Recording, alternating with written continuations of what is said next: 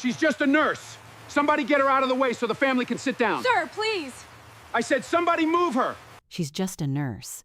Somebody get her out of the way so the family can sit down.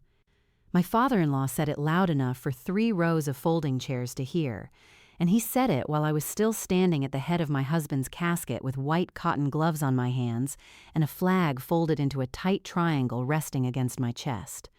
The funeral home's carpet was the color of wet sand. Rain tapped the tent above us in a slow, uneven rhythm, like something deciding whether it wanted to fall harder.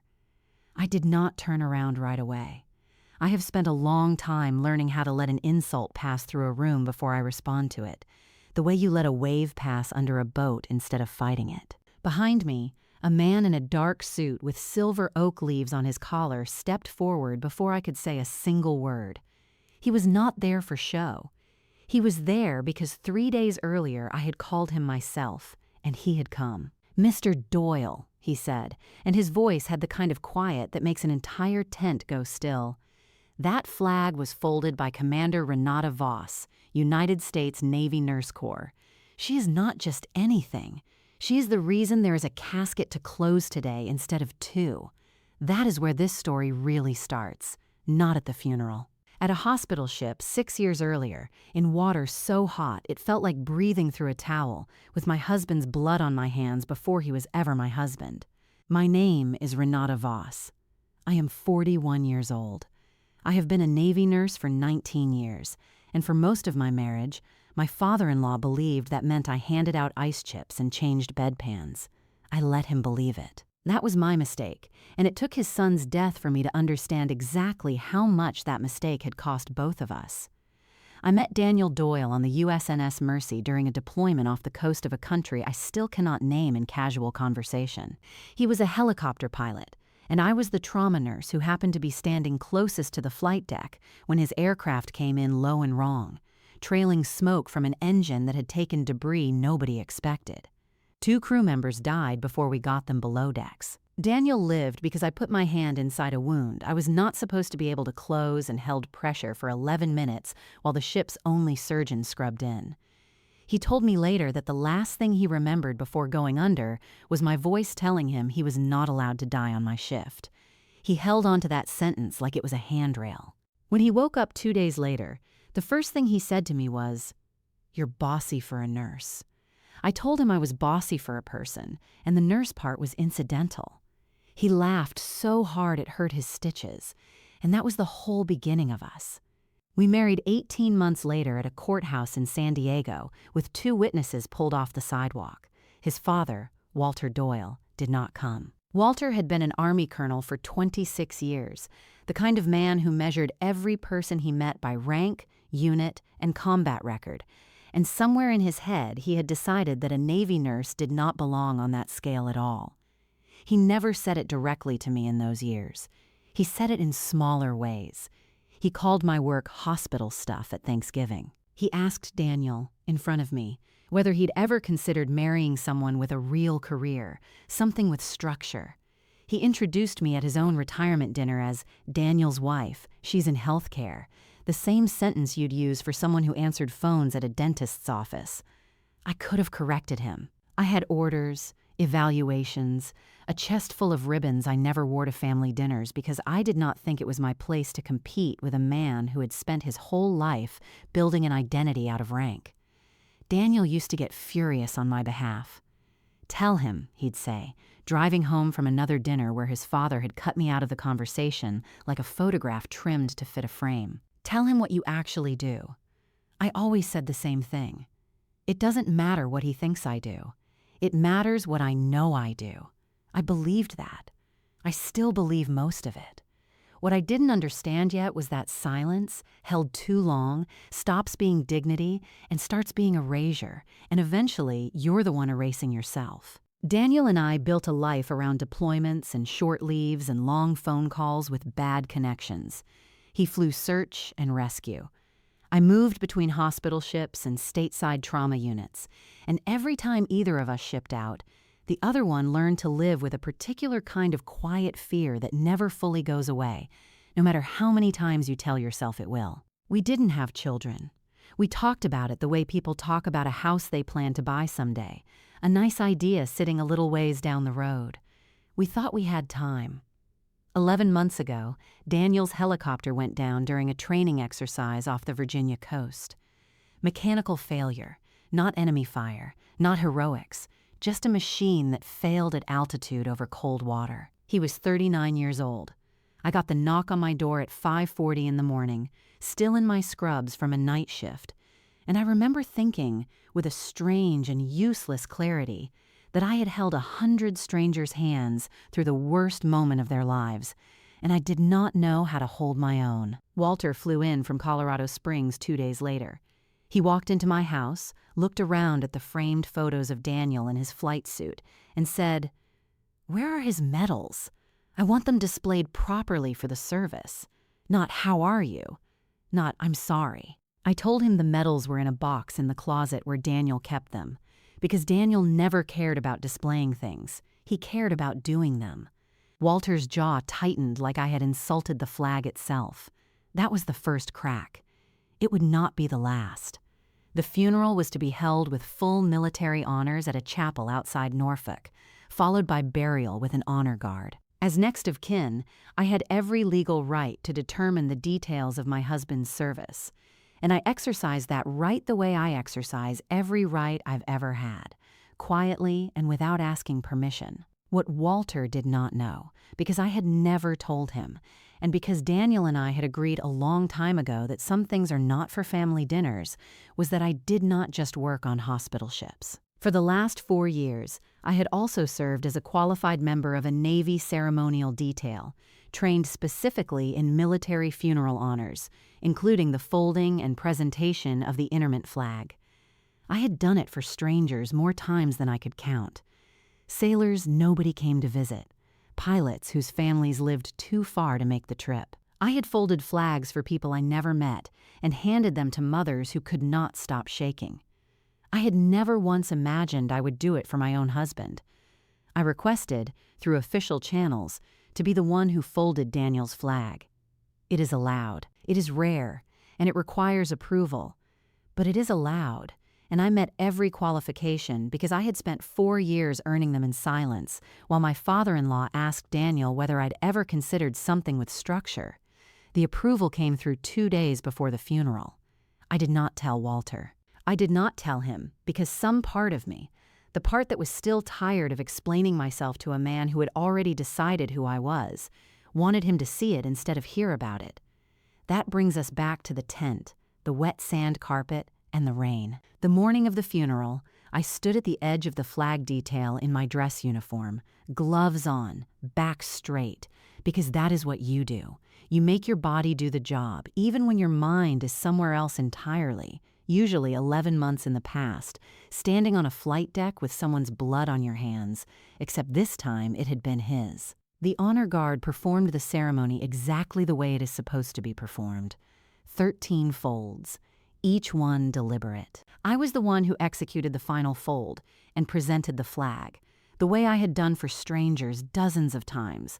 Except now my hands were shaking in a way 19 years of training had never quite prepared me for, and I held them steady anyway, because that is also the job. I turned to kneel and present the flag to Daniel's mother, seated in the front row, and that is the exact moment Walter stood up out of his chair, red-faced, and said it. "She's just a nurse. Somebody get her out of the way so the family can sit down." I think what hurt worst was not the words themselves. It was that he said them while I was still holding his son inside a folded triangle of cloth. 11 months of grief compressed into 13 folds, and he reduced it, and me, to an inconvenience blocking his view. I did not answer him. I had spent 19 years learning what to do with my hands and my voice when someone was in crisis and grief. I have learned is its own kind of crisis, even when it belongs to someone else. So I stayed exactly where I was, on one knee, flag held level, waiting. That is when Rear Admiral Cornelius Ashe stepped out from the second row. I had not told most of the family who he was. To them, he was just another uniform among many, one more officer paying respects to a fallen pilot. What Walter did not know was that Admiral Ash had commanded the Mercy during the deployment where I met Daniel. He was also the officer who, 4 years ago, had personally signed off on my qualification for the ceremonial honors detail after reviewing a service record that, frankly, most colonels never bother reading past the first page. He had flown in from San Diego the moment I called him, not as a favor to a grieving widow, but because, in his words on the phone, "Renata, I've watched you hold a chest cavity together with your bare hands in a moving helicopter. I am not missing this." He crossed the space between the chairs and the casket in maybe 4 steps, and the whole tent seemed to lean toward him without meaning to, the way a room does around a person whose presence carries weight nobody has to explain. "Mr. Doyle," he said. That flag was folded by Commander Renata Voss, United States Navy Nurse Corps. She is not just anything. She is the reason there is a casket to close today instead of 2. Walter's mouth opened and nothing came out. Admiral Ash did not raise his voice. He didn't need to. 6 years ago, on the Mercy, a helicopter came in with a compromised fuel line and 2 dead crew members before it hit the deck. Your son was the pilot. Commander Voss had her hand inside an open chest wound for 11 minutes on a rolling ship with no surgeon available, and she did not let go until one arrived.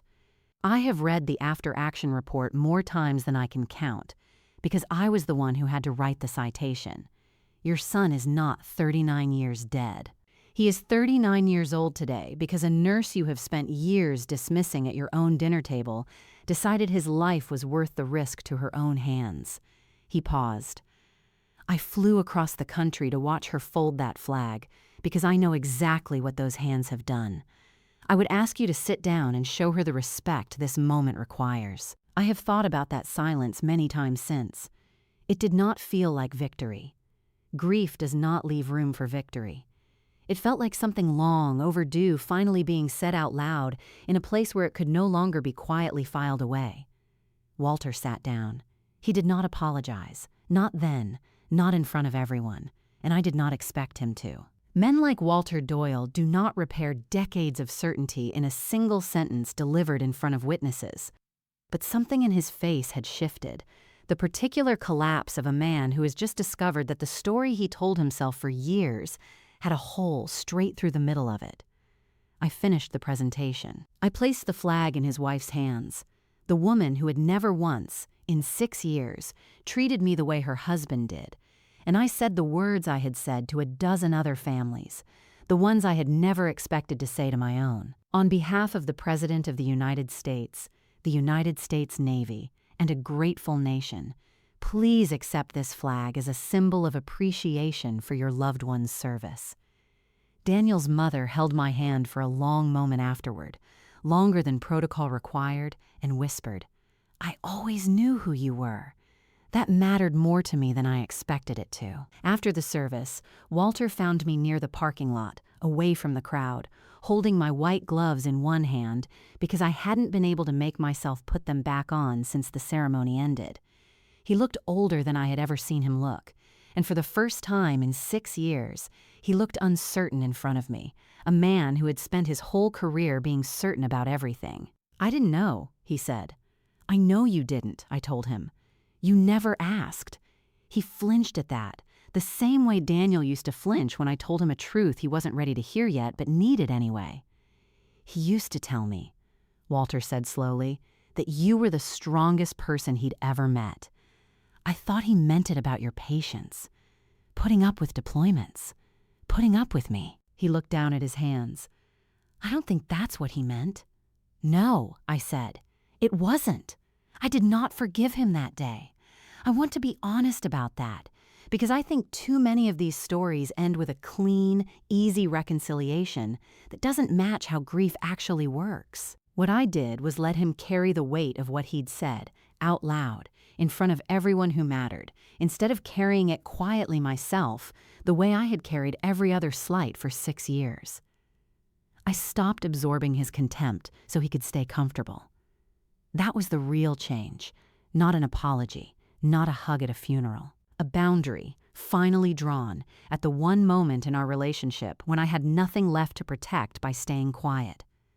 In the months afterward, Walter called me twice. The first time, he asked if he could see Daniel's service record, the real one, not the version he'd built in his head over 20 years of assumptions. I sent him a copy. The second time, he asked about the deployment on the Mercy. Actual questions. The kind a father should have asked his son years earlier and never did. I answered them. I did not warm to him overnight, and I don't think either of us expected that I would. But something had opened between us that had been sealed shut since the day I married his son at a courthouse with 2 strangers as witnesses, and Walter Doyle, in his own slow, stiff, uncomfortable way, has been trying to walk through it ever since. I still work in trauma nursing. I still volunteer for the ceremonial honors detail, and I have folded 11 more flags since Daniel's funeral, each one a little easier and a little harder in ways that don't fully make sense unless you've done it yourself. I keep his flag on the shelf beside a photograph from the Mercy, the 2 of us on the flight deck, him grinning like a man who has no idea what's coming, me squinting into the sun with my sleeves rolled up. People sometimes ask me if I regret staying quiet for so many years, letting Walter believe what he wanted to believe about who I was. I used to think the answer was yes. Now I think the truth is more complicated. My silence was never weakness.